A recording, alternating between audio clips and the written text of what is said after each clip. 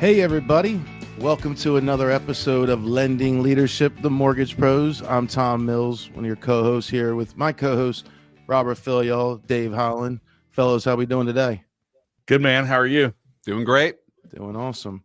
I wanted to kick this one off. I know we brainstormed yesterday on what we're going to hit on, and I had an idea on the heels of my Philadelphia Eagles winning the Super Bowl. Here we go. Dominant fashion after a phenomenal year. You know, I was thinking, like, you know, what you look at, like, how hard it is to win the big one in any sport, right? Super Bowl or World Series or NBA championship. It really doesn't matter. It's really hard. You know, you see the Chiefs, like, they tried to go for a three-peat, you know, unsuccessfully. But, you know, you look at that type of dominance, that type of a winning culture. So we want to bring that into the mortgage business a little bit and talk about, like, how do you build a championship team in the mortgage industry? So we're talking about top originators building a championship team to go out there and win. I thought it was a great topic. Let's have some fun with it, guys. Let's go. I love this topic, you know, because I think a lot of times in our industry, the originator gets a lot of the accolades, a lot of the glory, so to speak. But I mean, really, they're nothing without a solid team behind them.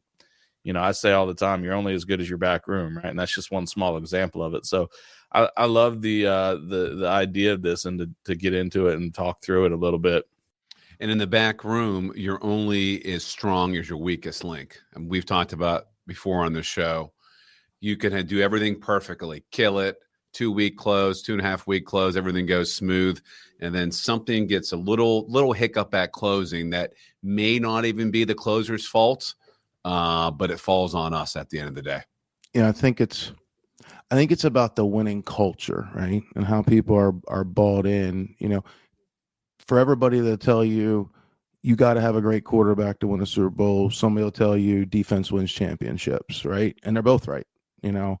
But a winning culture, that's the type of team that when someone's down, someone steps up, that next man up mentality, play through injury, you know, through sickness, you know, there's a goal and everybody's willing to do what it takes to get to that goal. And it's, you see it come together. You see when teams go on a run like that. And you see it in our business too, you know.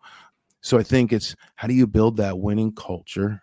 How do you get your team bought in towards that vision, towards that goal, whatever that goal is? Because that's the championship. Whatever your goal is, you know, that's what you're going after to win.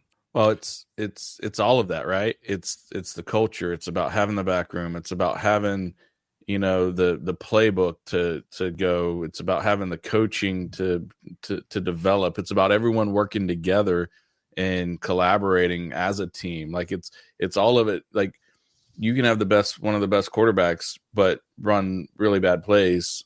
Billy Napier at Florida making some bonehead play calls from time to time, and you're going to lose games, right? So you got to have all of the pieces, which I think is really a good opportunity for us to dig in today and help maybe talk about what we've done in the past and give people kind of maybe even a roadmap on where to go and how to do it. Yeah, I think that's great. I think, you know, I guess every team starts with the draft, free agency, right? How do you build your team through the draft and free agency? You know, so really you got to have like a general manager hat, not quite the coaching hat, because you're trying to put your team together, you know, and fill gaps that are there. That's how everybody builds a team, right? So if you're a loan officer just starting off, what's the first position? I know what I'm going to answer. The first position that you want to have filled, just a loan officer doing 2 or 3 transactions a month, just starting off.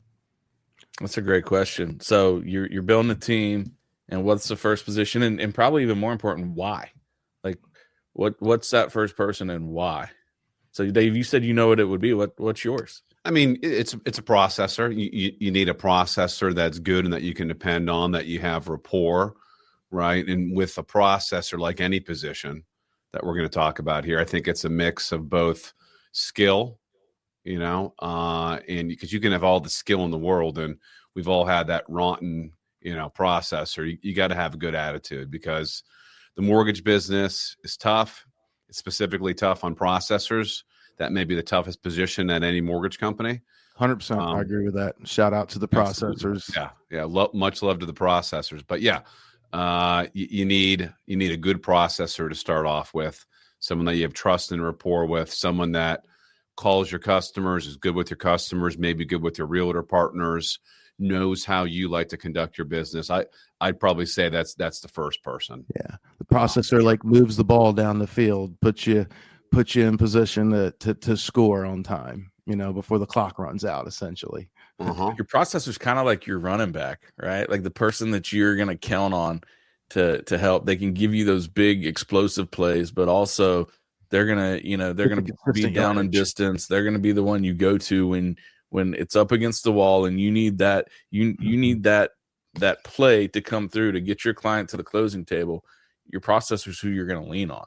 And I think you're right, Dave. I was actually going to say, I was just thinking like the type of loan partner, that you want to start with first. But I think you're right, because it's all capacity based, right? So, you'll never grow your sales side if you're sucked into the processing side. So you need a good processor to where you can do your sales functions and activities, getting up to the point that you've reached your capacity and your volume and your activity and your leads is beyond what you can handle. Then you need to staff into the front end, right? So I think you're right. Dead on with the processor would be that first hire. So what do you look for? Like a couple like key characteristics of like what makes a great processor? I mean, tenacity, right? You want someone who's tenacious, that won't give up, right? That doesn't get frustrated easy with the difficult borrower, either difficult scenario or just difficult borrower. You want someone who's always going to look to get the yes out of there. And you want I think from a processor standpoint, personally, I think attitude is probably even more important than skill or knowledge. I mean, because here's the thing, right? Like this is a customer service position. You are, as an originator, we're going to now trust you with communication with my clients and my referral partners. You have to have the right attitude. You have to be that team player. You have to find a way to get it done. I can teach you guidelines. I can teach you how to navigate the system, how we do. Like I can teach all of that. A basic, knowledge and understanding is important. But for me, attitude is probably the biggest piece in finding that successful teammate. And a processor interacts with everyone along the whole entire line. So many people. Customer, realtor, closing company, our openers, underwriting, closing, post-closing, us. They're involved in everything. Yeah. One of the best processors I know is one of the least experienced, like industry-wise, from years experience in the industry. So when you think about that, it kind of speaks to what you're saying. And the opposite is we've hired processors, right? I've worked with processors who've had years of experience and can quote you every guide there is, but they don't have that same let's find a way to make it work mentality. They don't want to pick up the phone. They don't it's not the same level of service, and it typically does not work out. The service is big too. It's got to be an extension of you, right? How their communication is, on down to the what's their email look like? I know we've done a lot of assessments in the hiring process and give them a bunch of conditions thrown together in a list and ask them to communicate in an email to the customer. What I also, I've always learned whatever, I think one of my biggest learning lessons through my career, it is, how to hire right in any role, because, we've talked about DISC, and really you can get a good understanding of that person, of their personality. Are they a conformer? Are they going to operate, follow standard operating protocol, or are they one to say, hey, I have a better way? Are they one that speaks freely, or are they one that bottles things up? Are they, there's a lot of things you can kind of tell that gives you the personality of the person you want, kind of give you a little bit of an expectation of that person, what they're going to be like from a, communication standpoint, where their eyes sit, their bubbly personality, or are they going to be a very dry and kind of to the point? Not that you have to be either, really. You just have to provide service, communication. I think, one thing that we've touched on just a briefly, but I want to just hammer home for those of you listening is, the whole reason as an originator that you build a team is to be able to scale and to add capacity. Everything that we do in this business is capacity based, right? So when we talk about that processor being the first teammate that you have, that's to get all of those types of things off of you, to give you time back, which hopefully you can devote to marketing and building more relationships that grows your business. Plus, frankly, if typically, now I'm not making blanket statements, but typically the personality that makes a really good salesperson is opposite of some of the traits and personalities that make a really good processor. You're not as detail oriented. You don't, it's not dotting the I's and crossing the T's. You're more big picture. So not only is this person taking stuff off of you that to give you more capacity, but it's probably likely stuff that you don't want to do. You don't enjoy doing anyway, right? So keep that in mind, guys. The reason you're building a team is to give you capacity to then turn around and market more and grow your business. So I think that's an important reason. You don't want to hire a bunch of yous, right? Yeah. We don't need any more Daves, Roberts, or Toms. You need someone that has a complementary personality, your yang to the yin, if you were. So that's very important. And the DISC profile and what's the other one? Cultural index. Those kind of shine those through, and we know how to read them accurately. Mm-hmm. Yeah, those are great tools to make sure you draft the right players to your team. When the NFL draft's going to be coming up in April, and they're in Pittsburgh, by the way, I might add.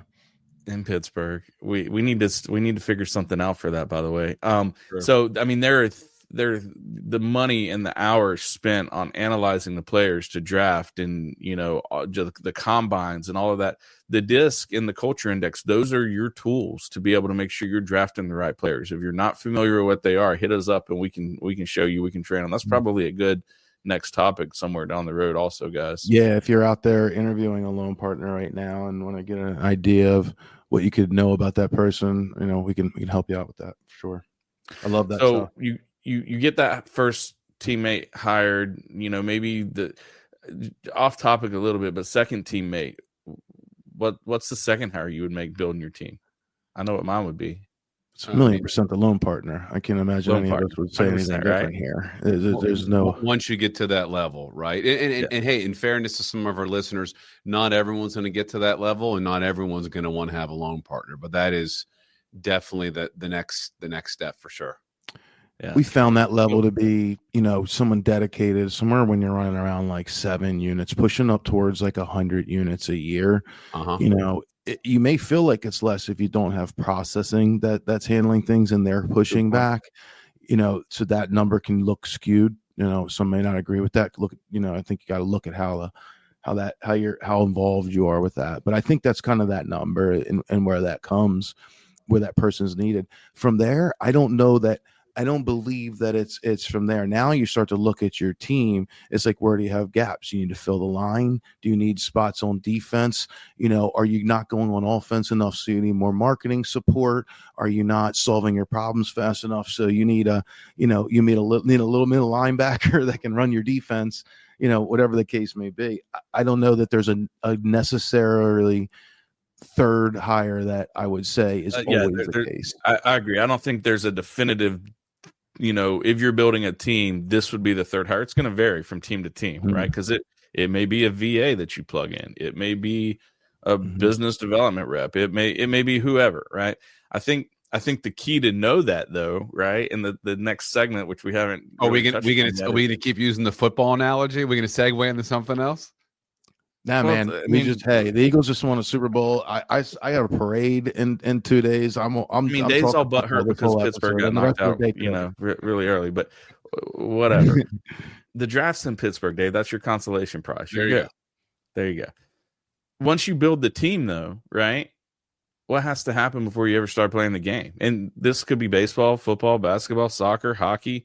You got to have some coaching. You got to have some development of that team. You got to really get them engaged and to know their positions and know the playbook and ready to go. So, the three of us are heavy proponents of leadership and coaching, mentorship. That's how the three of us met. The best coaches in the world bring out the best in their players. Even, I love this. I say this all the time. Tom Brady's the GOAT quarterback. I'll argue anyone who wants to argue about it, right? There's no question. He had a quarterback coach, right? Yeah. The good coach doesn't just call the play; they develop the team, right? So then the team can kind of take it and run. And ultimately, for a lot of people, if you're building a team, that you're building a business, and this is where we're trying to get to, is to where that business can run, to where you can go to Argentina for 10 days, right? 14 days, however many days Dave was just gone, and your team runs. Tell us what happened, Dave. You want to, how many days were you gone? I was away for 10 days. 10 days. No phone, no email. How many? You told me the story I was checking a little bit, right? But yeah, but I wasn't. I didn't make any. I think I talked to him one time. Once yeah, I talked to him none. Yeah. You were hands off, and you told me a story when you got back that just kind of blew my mind about your pipeline. Yeah, I didn't talk. I talked to Tom once. I didn't talk to any of my team members on the phone. Maybe a couple emails here and there. I was off my team email. Didn't talk to any customers. Maybe some loose texts with some realtor partners. I think when I left in mid-January, I had 15 loans in my pipeline. And when I came back, I had 27 or 28. Yeah, my team just took care of it.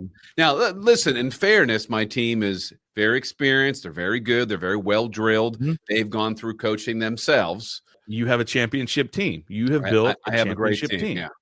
And when I was leaving, I wasn't anxious. I was a little anxious, but I remember I used to go on vacation. I went to Africa once, Ireland, France for my honeymoon. I was anxious for 2 weeks leading up to it, right? Because there's only one person who was taking care of my business. These are the steps, right? Like this is the roadmap to building the team that allowed Dave to do that. I've had similar experiences, so you identify the hires, what team members do we need? You start with the coaching, right? Most of you out there don't have the experience likely of putting a loan partner in place, of identifying the right processor, hiring the right loan partner. I see loan offers all the time, right? That they will go from not letting anything go. The range goes from not letting anything go, even though they have a loan partner, not leaning into it, to they think the loan partner's their basically indentured servant, having them picking up dry cleaning and like crazy stuff on call all the time. And it's because they don't know how to manage it. They don't know how to coach it. So they've never been coached. Yep. And the other thing I've seen, and we've all seen it, it's funny. They try to hire themselves. Yes. Which is always a disaster, because it's the same result they had, the same poor results that they had before. You want to hire someone that is basically almost a polar opposite of you, that fills in the gaps that you don't have. The other thing that I'll say is you're building the team and you're starting to let go of some of this stuff, guys. And I've made this mistake a number of times in my career. This is not like flipping a light switch, right? It's not instant on. You have to delegate things over time. Pick one or two things that you're going to let go of, because it's just as much training and retraining yourself to let go of these things as it is training them to take it. Pick 2 or 3 things that you're going to work on them taking off of your plate and start working on those. Once they have those, pick another 2 or 3, right? I've hired loan officers in the past who have not had the loan partner support. And, the analogy I've used is they're kind of like bicycling down the street, never been in a car before. And then I pull them off the street and put them on a Ferrari, and they wreck it like 100 yards down the road, right? They weren't ready for the Ferrari. Really great point. And I think it's worth adding that when Robert says that, he doesn't mean dump your to-do list that day. If you're running your loan partner off a to-do list, like you're running it wrong. We believe in the term sweat the same way every time, building processes to where, if this, then that. If this happens, then that processor knows that their job is to do this. So when we talk about offloading things, that may be as simple as, the app came in online, go in and set it up and run credit and take a look at the loan. Is this a potentially approvable loan that the team's going to work on that day? That's a really easy first line of defense. It could be, how loan submissions are going in, something about the disclosure process. There's a million things. That's what I think you're referencing, how you're offing a couple of those things, at a time, not single task related. Right. Yeah. Absolutely, Tom. Good point. It's not, hey, I need you to call Mr. Smith today. It's, you're going to make the initial call on all the pre-approval apps that come in to data check and verify the information before we run them. Right. So it's the activity, not the action. Yeah. Good point, Tom. And now we're talking about coaching. I see this a lot too, and I know you guys have as well, is people get specifically coach in the mortgage business or get some sort of business coach or life coach, and they do it for 6 months and then they're out. They think they've learned it all. It needs to be constant reinforcement, constant coaching, constant learning, constantly. It doesn't end, right? And our business changes rapidly. So, I've been coached now for 6.5 years. I know Robert's a little bit longer. I know Tom's a little bit longer too. And we're all still coached on a regular basis. Mm-hmm. Yep. Yeah. But then coaching your team and having regular, consistent, your how you meet with your team, daily huddles with your team on down to recapping the month and coaching back where missed opportunities were, and this loan was a miss. Let's have a post-mortem assessment of that and talk about how, when that issue happens again, how we're going to handle that. I think it's scripting. It's the language that they're using with the customers. But it's also the goals, that you set too. So it's coaching, but it's coaching towards the goals and then, in a motivated way to do that. So you really, to build a winning team, you have to have people that want to be coachable, that want to really come to work and make an impact and be great at what they're doing and be a part of something special, because I think what we do is kind of special. And when you do it at a really high level, it's really fulfilling. It's really fulfilling. Yeah. I love the huddle aspect that you talk about. One thing when I have loan officers starting to partner with, especially new loan partners, we'll do a daily huddle in the morning, in the afternoon, a quick check in, check out, to correct anything, to do that coaching. It's a little mini coaching session, guys. When we think about this analogy of building a team, right? Like, when a coach has when a new coach comes in and they're putting in a new offensive system or a new defensive system, and it's a hell of a lot of work in the beginning. There's way more, but once that system's implemented and everyone knows the plays, then it's just calling the play. It's not as much work. So keep in mind, as you're doing this, it takes more in the front end to build the team. You're going to work more. As compared to just doing it yourself. It takes more, right? But the end goal is well worth it, because then you get a team that just can run the plays without you having your thumb on it every day, all the time. That's where the magic is. Well, let's get into the basic blocking and tackling, kind of the, offensive line, if you were, right. And I think trenches. It probably, and it's stuff that has to happen that's behind the scenes that a lot of times, the client doesn't see, our realtor partners don't see, the title company. The only time they see it is if it's done poorly, right? So that'd be like underwriters and closers that aren't necessarily client facing or realtor partner facing, but are if you have bad ops in general, and processing aside, we cover that. But if you have bad underwriting, it's going to be a long year for you. I love the analogy that you use of the offensive line. And I think about that quarterback, right? I just saw a story not too long ago about the gifts that various quarterbacks had given to their offensive lines for Christmas. Awesome stuff. And rightly so. They're showing love because those guys protect them, right? Yeah. And your ops team is the same way. So, we have a long standing rule that we don't hire jerks. So, not for nothing, but if you're out there and you're being mean and aggressive to your operations team, you're messing that up. I'm telling you right now, those people have your back. You want them to love you and go to war for you. And if you don't show them the gratitude, the love, the admiration that they deserve, they're not going to do that. So, we've all ran into those loan officers who aren't so nice sometimes to the people in the trenches that make the big difference. If that's you, gut check yourself and work on showing some gratitude and love to those people. Plus, you don't want every single time underwriter Bob picks up Robert's file there and say, oh, I got one of Robert's files again, right? You want them to have your back and move through your loans quickly. That makes a massive difference.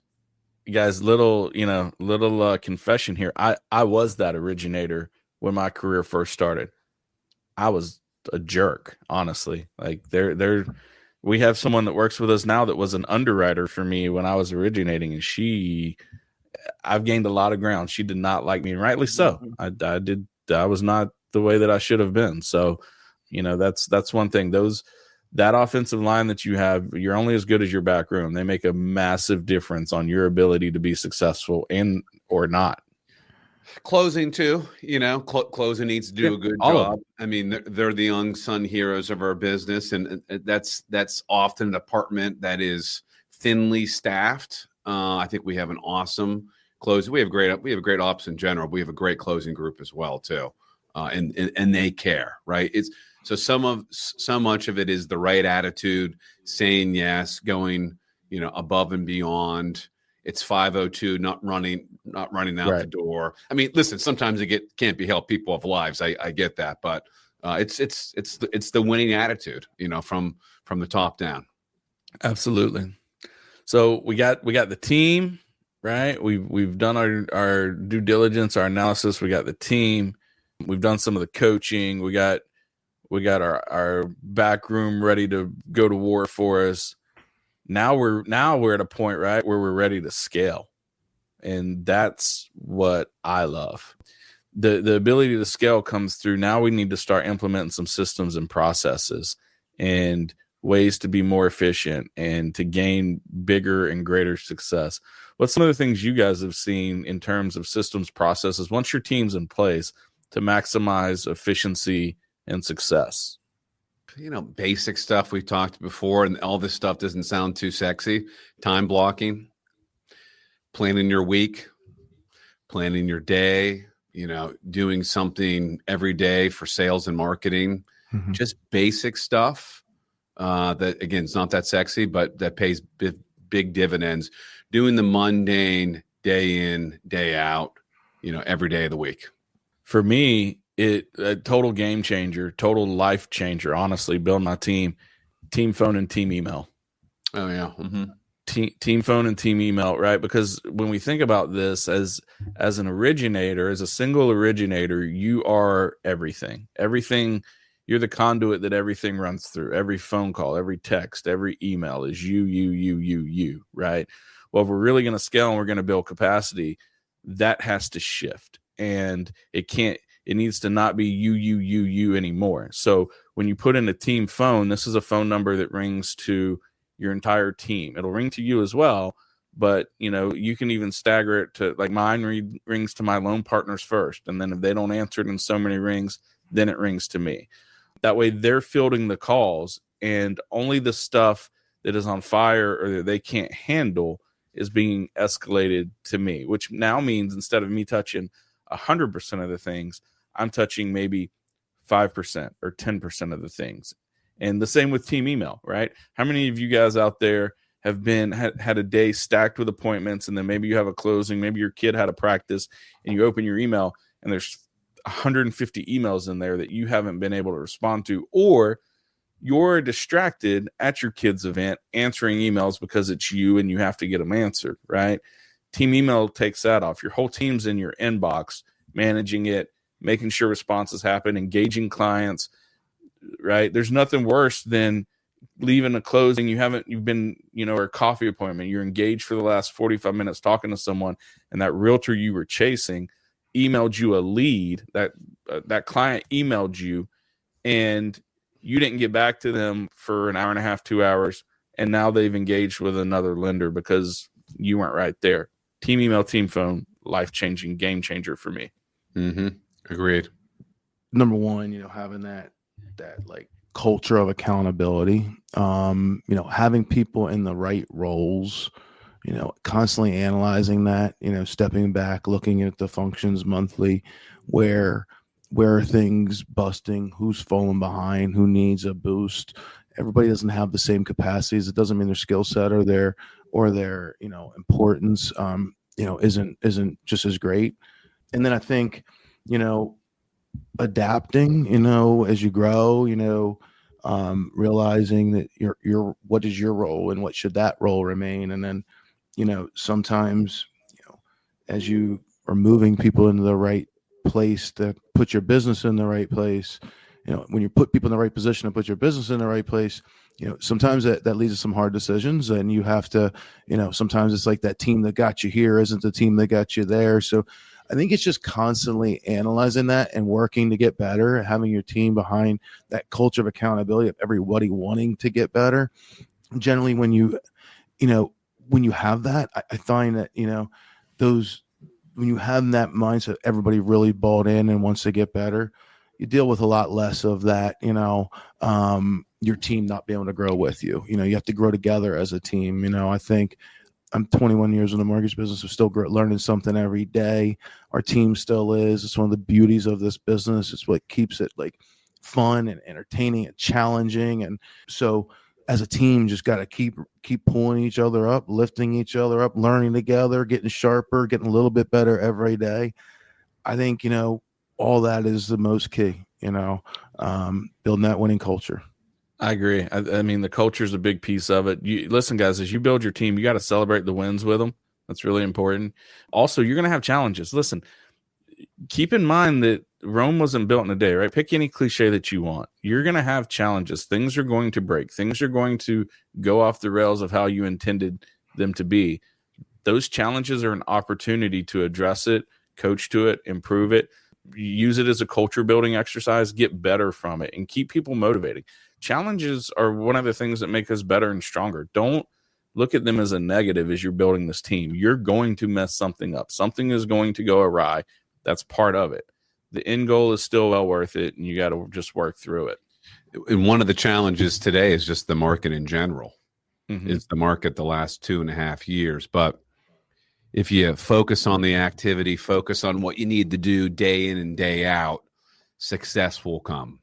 We're in the winter right now here in the north, so the market is always a little challenging, but it's focusing. I can't stress this enough on the mundane, the basic blocking and tackling, keeping your team motivated and focused on the same goal. Well said, brother. Awesome stuff, guys. This was a fun episode. Good stuff. I like the analogies. Absolutely. Yeah, Eagles analogy. We didn't even prepare those analogies. Eagles and football analogy aside, yeah, it was a good one. Tom's just happy because the Eagles won the Super Bowl. Sometimes you have the best players and you win, and sometimes you have the best culture and you win, and sometimes you have both. And we were that team fortunate enough to have both this year. So yeah, it's funny when we look at the things we talked about, and then like if we were to do a comparative analysis to the Eagles, like all of these things come into place, right? Like you look at the right player, like without Saquon Barkley, right? They went out and got Saquon Barkley. You look at some of the play calls, some of the decisions, the tush push kind of stuff, like the defense, like yeah. So I was nearly 40 when they won their first one. My son's 13. He's got 2 Super Bowls and 1 Super Bowl. It's just a normal thing for him. Yeah, I'm like, you don't know what I went through, man. That's it, exactly. All right, guys. Thanks for joining us today on Lending Leadership with the Mortgage Pros. Listen, if you have a winning strategy or story to share out there, we would love to hear it. Hit us up on social media. Drop us a line in the comments. As always, don't forget to smash that like button, subscribe, leave us that 5-star review. Keep working on building your championship team. For Dave Holland and Tom Mills, I'm Robert Fillyaw. Thanks for listening today, guys. Thanks, everyone.